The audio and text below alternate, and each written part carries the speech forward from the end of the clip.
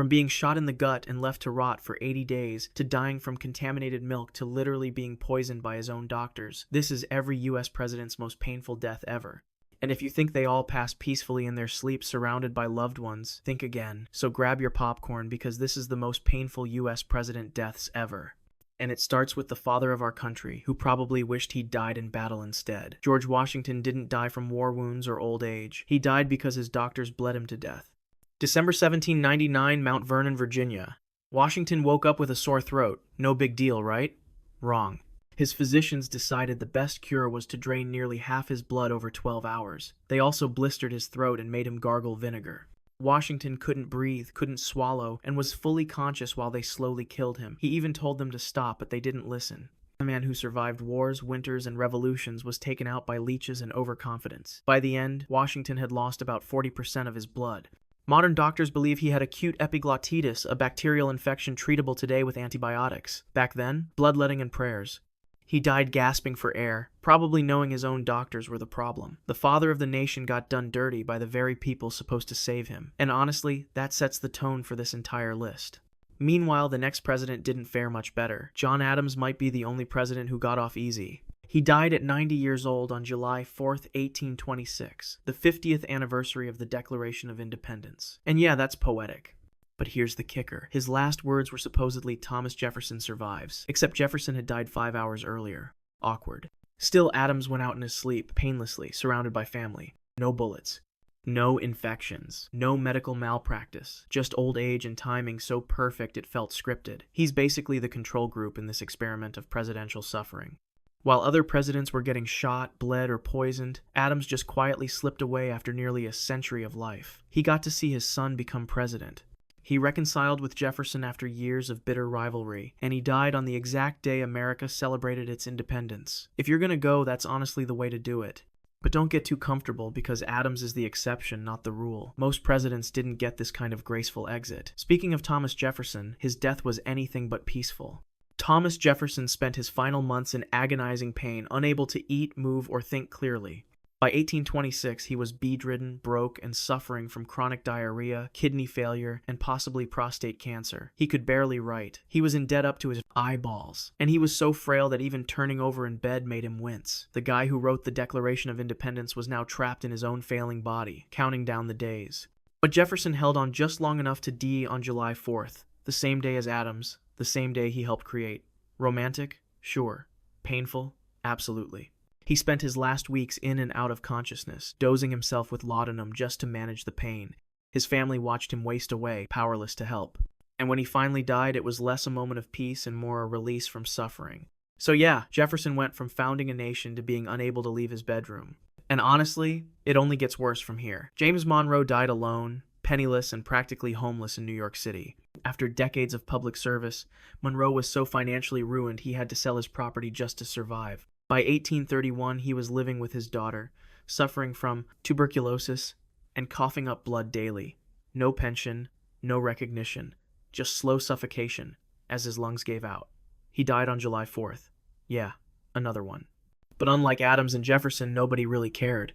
The guy who gave us the Monroe Doctrine couldn't even afford a doctor. He spent his final years begging Congress for money they owed him from his time as a diplomat. They ignored him, and when he finally died, his funeral was small and poorly attended. The third president to die on Independence Day, but the first to do it in obscurity and poverty. Monroe's death is a brutal reminder that serving your country doesn't guarantee you'll be taken care of afterward. Kind of like the next president, who also got completely screwed by fate.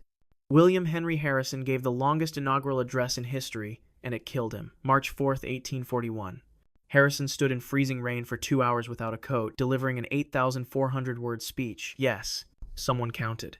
3 weeks later, he came down with pneumonia. Then it got worse. His doctors tried everything: opium, leeches, heated suction cups, and snake venom.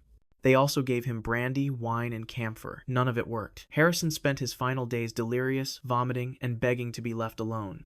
He kept muttering about being a clerk in a government office, thinking he was back in his old job. His doctors continued experimenting on him, convinced they could cure him with just one more treatment. They couldn't. Harrison died exactly 31 days into his presidency, the shortest term ever. He literally talked himself to death, and honestly, that's almost impressive. But at least it was quick. Unlike this next guy, who suffered for months after eating the wrong snack, Zachary Taylor ate a bowl of cherries and drank cold milk on a hot day, and 5 days later, he was dead.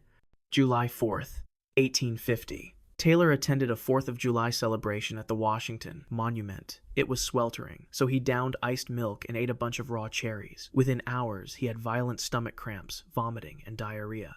Doctors diagnosed him with cholera morbus, basically acute gastroenteritis. They treated him with mercury, opium, and quinine. It didn't help. Taylor's insides were shredded. He died 5 days later in agony, fully aware he was dying from something as stupid as fruit and dairy. His last words were reportedly, "I regret nothing, but I am sorry to leave my friends," which is weirdly calm for a guy whose intestines were on fire. Some historians think he was poisoned with arsenic. His body was exhumed in 1991. Nope, just bad luck and worse medicine. So yeah, the president who survived the Mexican-American War got taken out by a summer snack. Meanwhile, the next president didn't even make it to his second term. Abraham Lincoln didn't die instantly from the bullet. He died 9 hours later after doctors shoved their bare hands into his brain. April 14th, 1865. Ford's Theater. John Wilkes Booth shot Lincoln in the back of the head with a .44 caliber Derringer. The bullet lodged behind his right eye. Lincoln slumped forward, unconscious but still breathing. Then the doctors arrived, and things got worse. They stuck their fingers into the wound to probe for the bullet. No gloves, no sterilization, just raw fingers and brain matter. They even used a metal rod to widen the hole. Lincoln's breathing became labored. His right eye swelled shut, his pulse weakened. For 9 hours, he lay in a boarding house across the street, slowly dying while doctors kept poking around his skull.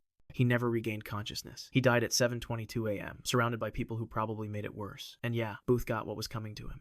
But Lincoln's death was drawn out, invasive, and completely preventable with modern medicine. James Garfield was shot twice, but it was the doctors who actually killed him. July 2nd, 1881. Garfield was at a train station in Washington when Charles Guiteau shot him in the back. One bullet grazed his arm. The other lodged near his spine. Garfield was conscious, talking, even cracking jokes. He should have survived. But then the doctors showed up, and they turned a survivable wound into a death sentence. They spent the next 80 days shoving their unwashed hands into Garfield's wound, searching for the bullet. No antiseptics, no sterilization, just dirty fingers and metal probes. Alexander Graham Bell even showed up with a metal detector he invented to find the bullet. It didn't work. Meanwhile, Garfield developed a massive infection. Pus leaked from the wound. He lost 80 pounds. He couldn't eat. He couldn't sleep. He was in constant agony. Doctors moved him to the New Jersey shore, hoping sea air would help. It didn't. Garfield died on September 19, 1881, not from the gunshot, but from septic poisoning caused by his own doctors. Modern autopsies confirm that if they'd just left him alone, he probably would have lived. William McKinley was shot in the stomach at point-blank range, then operated on in a dark room with no electricity. September 6, 1901, Buffalo, New York. Leon Czolgosz walked up to McKinley at the Pan American Exposition and shot him twice. One bullet bounced off a button, the other tore through his stomach, pancreas, and kidney. Surgeons operated immediately, but the room had no lights. They used a mirror and sunlight to see inside him. They couldn't find the bullet, so they just stitched him up and hoped for the best. For a week, McKinley seemed fine. He even ate solid food, but then gangrene set in. His organs began to rot from the inside. He went septic. McKinley died on September 14th, fully aware that his body was shutting down piece by piece. He forgave his assassin before he died. Czolgosz didn't return the favor. Warren G. Harding died suddenly in a San Francisco hotel room, and his wife refused an autopsy. August 2nd, 1923. Harding had been on a cross-country tour when he started feeling sick. Food poisoning, they said. Then he had a heart attack, or a stroke, or maybe both. He died in bed with his wife reading to him. But here's where it gets weird. Florence Harding refused to allow an autopsy. She burned most of his papers, and rumors swirled that she poisoned him to save him from impeachment over the Teapot Dome scandal. Was it murder? Probably not. Was it sudden and painful? Absolutely. Harding's death remains one of the most mysterious in presidential history. And honestly, it's not even the weirdest one on this list. Speaking of weird, the next guy had the worst timing imaginable. Franklin D. Roosevelt was sitting for a portrait when his brain just quit. April 12th, 1945, Warm Springs, Georgia. FDR was exhausted, chain-smoking, and had sky-high blood pressure. He'd been president for 12 years. He'd guided the country through the Great Depression and World War II, and his body was done. While posing for a portrait, FDR suddenly said, "I have a terrific pain in the back of my head." Then he slumped forward, unconscious. Massive cerebral hemorrhage. His brain was bleeding out. He never woke up. He died a few hours later, just weeks before the end of World War II. The man who saved the world didn't get to see it saved, and yeah, that's tragic. But at least it was fast. Unlike this next guy who had the most public violent death ever captured on film. John F. Kennedy's death was captured on film, and it's exactly as horrifying as you think. November 22nd, 1963, Dallas, Texas.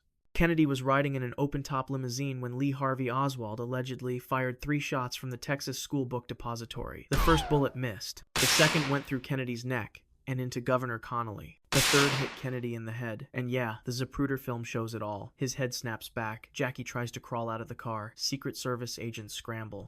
Kennedy was rushed to Parkland Hospital, but it was over. Doctors tried CPR, a tracheotomy, even adrenaline injections. Nothing worked. He was pronounced dead at 1:00 p.m. The autopsy was botched, the investigation was murky, and conspiracy theories still swirl today. But one thing's certain, Kennedy's death was violent, public, and instant. Unlike the other presidents on this list who suffered for days, weeks, or months, Kennedy didn't have time to process what was happening. One moment he was waving to crowds, the next, he was gone. And honestly, maybe that's a mercy, because after everything we've covered, a quick death almost seems like a privilege. So yeah, being president doesn't guarantee a peaceful exit. Some got shot, some got poisoned by their own doctors, and some just had really bad timing with cherries and milk.